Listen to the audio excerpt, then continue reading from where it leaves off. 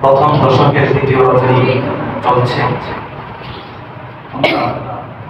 আজকে প্রথম দিন সিয়াম রোজা পালন করেছি, দ্বিতীয় তারাবির নামাজ আদায় করব। পবিত্র মাহে রমাদানুল মুবারকের গুরুত্বপূর্ণ এবং অন্যতম একটি আমল হল সিয়াম রোজা পালন করা, এবং এই রোজাকে কেন্দ্র করে আরেকটি গুরুত্বপূর্ণ এবং অন্যতম ইবাদত, তার নাম হলো সাহরি, সেহরি খাওয়া। সেহরি খাওয়া থেকে যদিও আমরা বাহ্যিকভাবে মনে করি যে কিছু খাওয়া দাওয়া করা, পানাহার করা, আসলে এই খাওয়া দাওয়া পানাহার করা এটাও একটা ইবাদত।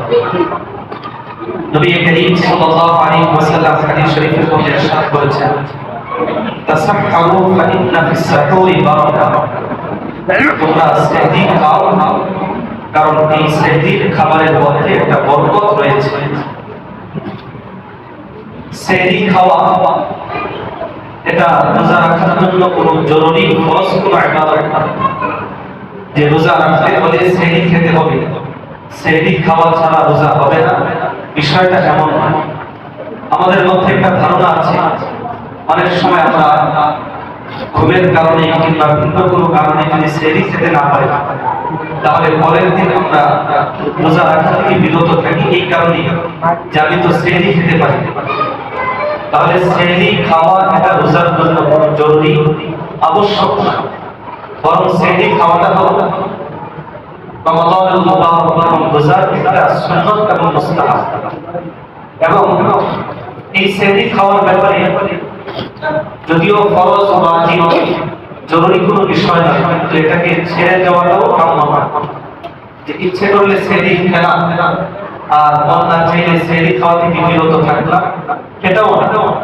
কারণ আল্লাহ নবী বলেছেন যে তোমরা সেহরি খাও, সেহরি খাওয়াটাকে তোমরা কখনো ছাড়বে না। যদি কখনো সেহরি খাওয়ার সুযোগ তোমাদের নাও হয়, সময় একেবারেই কম, তাহলে তোমরা সেহরির উদ্দেশ্যে কমপক্ষে এক ঢোক পানি হলেও খাও। ওয়ালাউ আইয়াজরা আহাদুকুম জারআতান মিন মা, কমপক্ষে এক ঢোক পানি হলেও তোমরা সেহরির উদ্দেশ্যে খাও। এজন্য আমরা সকলেই সেহরির ব্যাপারে গুরুত্ব দিই। আল্লাহ নবী করে বলেছেন এই যে খাওয়া দাওয়া সেহরি গ্রহণ করা, এটার মধ্যেও রয়েছে আল্লাহর পক্ষ থেকে বিশাল পুরস্কার।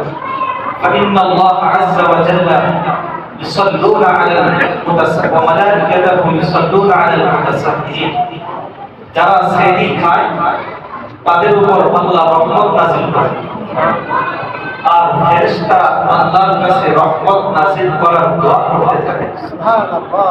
তো এজন্য এই সেহরি যখন আমরা খাবো, সেহরি যখন আমরা গ্রহণ করব, এই সওয়াবের প্রত্যাশা আমাদের সকলের মধ্যে থাকতে হবে।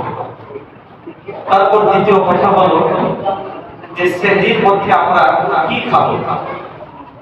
আমাদের মনের মধ্যে হয়তো সকলেরই উত্তর আসবে যে সচরাচর আমরা যেটা খাই আর তারপরে অন্যান্য তরকারি সেটাই খাবো না। সেহরির মধ্যেও উত্তম একটা খাবার আল্লাহর নবী বলেছেন, সেটা কি? আল্লাহ নবী বলেছেন নি'মা সাহুরুল মুমিন আত-তামর, যে মুমিনের সবচেয়ে সেহরির উত্তম খাবার হলো খেজুর। কি সেটা? খেজুর। খেজুর অর্থাৎ সেহরিতে খেজুর হিসাবে সেহরি খাওয়া, এটাকে আল্লাহ নবী সবচেয়ে উত্তম খাদ্য, উত্তম খাবার হিসাবে সাব্যস্ত করেছেন। এজন্য আমরা ভাত তরকারি যা কিছুই খাই, খাবার শেষে কমপক্ষে একটা খেজুর আমরা গ্রহণ করব, এই নিয়তে যে রাসূল এই খেজুরটাকে একটা সুন্নাহ হিসাবে সাব্যস্ত করেছেন। সেহরির ক্ষেত্রে আরেকটা লক্ষণীয় বিষয় যে সেহরি এটাকে বলা হয় রাতের শেষ মুহূর্তের খাবার। আমরা অনেক সময় রমজান মাসে ব্যস্ত থাকি, কর্মব্যস্ততার কারণে দীর্ঘ রজনী পর্যন্ত, রাত পর্যন্ত কাজ করার কারণে একটা দুইটার সময়, তিনটার সময় যখন ঘরে আসে তখন একেবারে রাতের খাবার আর সেহরি একসাথে গ্রহণ করব। কিন্তু সেহরি এটা বলা হয় যেটা শেষ মুহূর্তে খাওয়া। সেহরি খাওয়া আর নামাজের মাঝখানে সময়ের ব্যবধান থাকবে খুবই কম।